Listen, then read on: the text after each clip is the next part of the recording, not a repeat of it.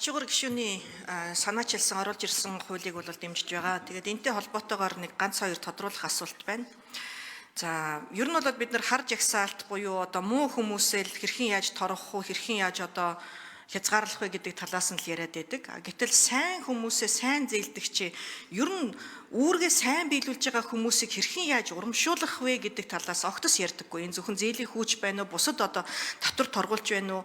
Энэ дээр ердөөсөө ярьдаггүй. Тэгэхээр энэ дээр эхнээс нь одоо энэ зээлээ сайн төлж байгаа хүмүүстэй, хамгийн өндөр оноотой байгаа хүмүүстэй зээлийн хүүгийн бодлогоороо дэмжлэг үзүүлэх боломжтой юу? Энэ бодлого ер нь явах уу, үгүй юу? Энэ бол маш чухлаа.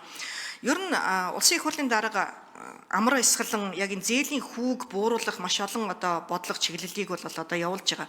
Өнгөрсөн 2-7 хоногийн өмнө бас эмэгтэйчүүдийн буюу эмэгтэй бизнес эрхлэгчдийн санхүүгийн кодын одоо нээлтийг бас хийсэн.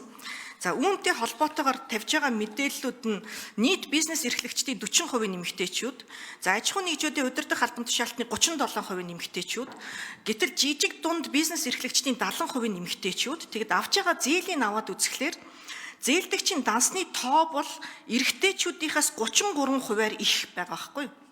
Тэгсэн мөртлөөсөө дундаж зээлийн хэмжээ нь эрэгтэйчүүдийнхээс 45% бага. Зээлийн дундаж хүн эрэгтэйчүүдийнхээс 0.8 буюу бараг 1% их байгаад байна. За, энэ юу гэсэн үг вэ гэхлээр үндсэндээ жижиг бизнесийн одоо жижиг зээлүүдийг дийлэнхтэй эмэгтэйчүүд авд юм байна, богино хугацаагаар авд юм байна, өндөр хүүтэй авдаг юм байна. Тулгамдж байгаа асуудал нь яг юу юм бэ гэхээр барьцаа хөрөнгө ер нь байдаггүй. Бизнесийн сүлжээ зах зээлийн хязгаарлагдмал нөхцөл байдал байна, гендер хэвшмэл ойлголт байна, төрийн зүгээс бодлогын дэмжлэг, хууль эрх зүйн орчин сул байна гэдэг ийм дүгнэлтүүдтэй байдаг. Тэгэхээр яг энэ зээлээ иргэн төлөлт нь эмэгтэйчүүдийн хувьд ямар юм бэ? Хариуцлагатай юм уу, үгүй юм уу гэдгийг одоо бас гаргаж ирэх хэрэгцээ шаардлагатай байна гэдгийг олон жил ярьсан учраас банкуд ямар ч байсан одоо Монгол банк санхүүгийн зохицуулахороо одоо энэ мэрэгжлийн одоо энэ оролцогч байгууллагууд хамтдаа эмэгтэйчүүдийн санхүүгийн кодтой болж байгаа энэ Европын сэргээн босголтын банктай хамтраад энэ дэлхийн шилдэг үлгэр жишээ болж байгаа энэ санхүүгийн кодыг Монгол улстай нэвтрүүлж байгаад би бас талархлаа дэвшүүлмээр байна.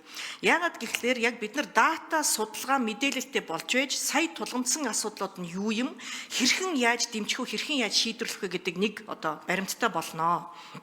Тэгэхээр миний үндсэндээ яг одоо асуух гэдэг асуудал нь бол яг энэ зээлийн сайн зээлдэгчдийн хувьд үнэхээр л одоо эмэгтэй бизнес эрхлэгчид одоо сайн одоо буцаагаад цаг хугацаанд хариуцлагатай төлдөг юм болвол барьцаа хөрөнгийн одоо юу гэдгийг шаардахгүй байх гэдэг ч юм уу, эсвэл бууруулдаг ч юм уу, нэгэнтээ эрэгтэйчүүдээс өндөр одоо хүүтэй зээл аваад байгаа юм бол нөхцөл байдал байгаа юм бол үүн дээр нь бас тэнцвэржүүлэх тийм ээ, илүү давуу байдал үг гэдэг юм биш шүү дээ. Төсөөл зүгээр энэ ижил гараанаас одоо байх энэ боломжийн төрөөс олох нь зүйтэй, ийм бодлого байх хэрэгцээ шаардлага байна гэдгийг бол хэлээд байгаа. Тэгэхээр энэн дээр боломжтой юу? Одоо зээлийн хүүг бууруулах бодлогыг ярьж байна, орж ирнэ гэсэн хүлээлт үүссэн байгаа. За, үүнтэйгээ уялдуулаад яг энэ хариуцлагын асуудлыг зөвхөн эмэгтэйчүүд гэлтгүй ер нь нийт одоо энэ зээлдэгч нарын хувьд сайн байх юм бол бага хүүгээр арай харьцангуй багаар байдаг, муу байх юм бол өндөр хүүтэй зээл авдаг. Энэ хариуцлагын тогтолцоонд нь оруулж болох уу? Энэ бодлого байна уу гэдгийг асууж.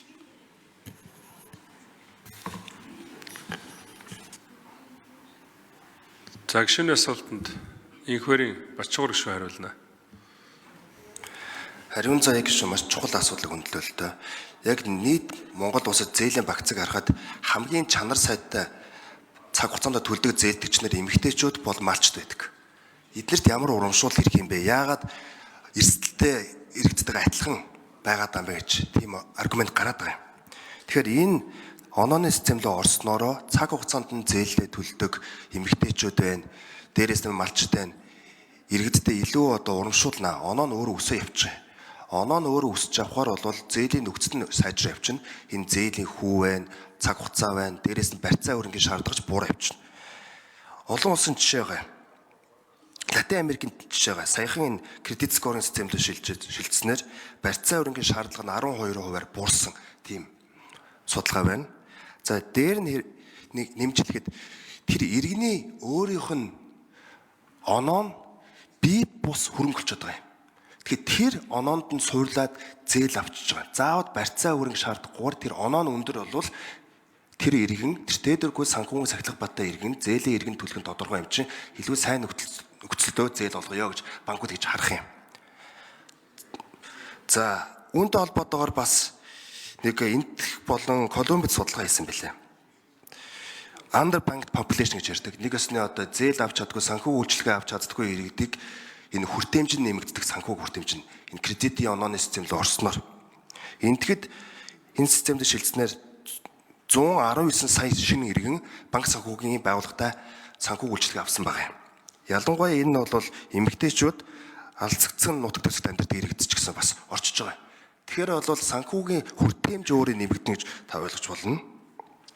За зээлийн шийдвэр гаргадаг процесс өөрөө өдөртөө болно. Хүн сурт найрлна гэж ойлгож болно. Мөн шийдвэр гаргадаг шийдэл нь өөрөө 10%-аар л нэмэгддэг юм байна. За энэ бас нөгөө нийт систем нь өөрөө эрсдэл нь буурахаар зээлийн хүү буурна, чанаргүй зээлийн хэмжээ буурна, үүгээ дагаад нийт зээлийн авах хүртээмж ялангуяа эмэгтэйчүүд ч гэсэн бас хамаагүй нэмэгдэнэ. Ялангуяа хуваарь бизнес эрхлэдэг жижиг дунд үйлчлэгээ явуулдаг эмэгтэйчүүд бас л хүрнэ гэж ойлгож болох юм та.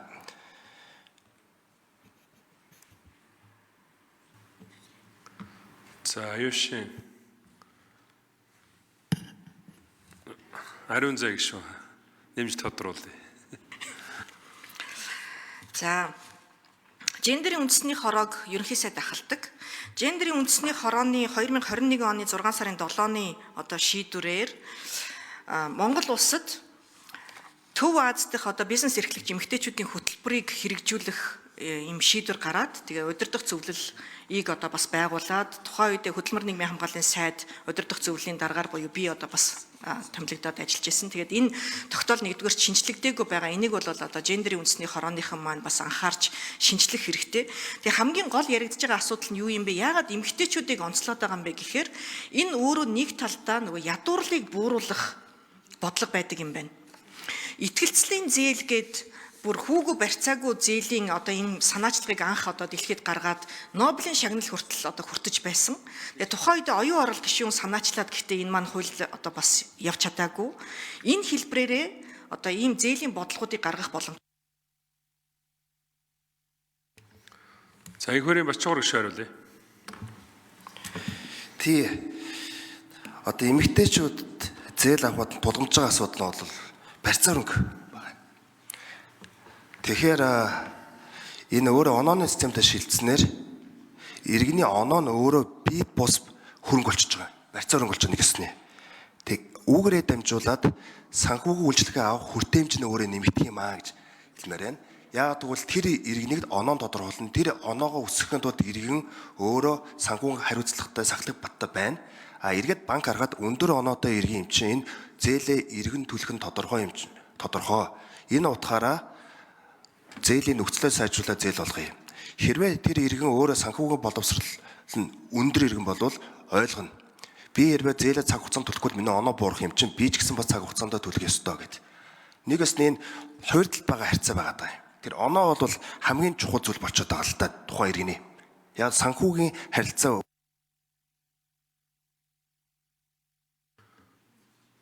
За Бадарчин хэрлэн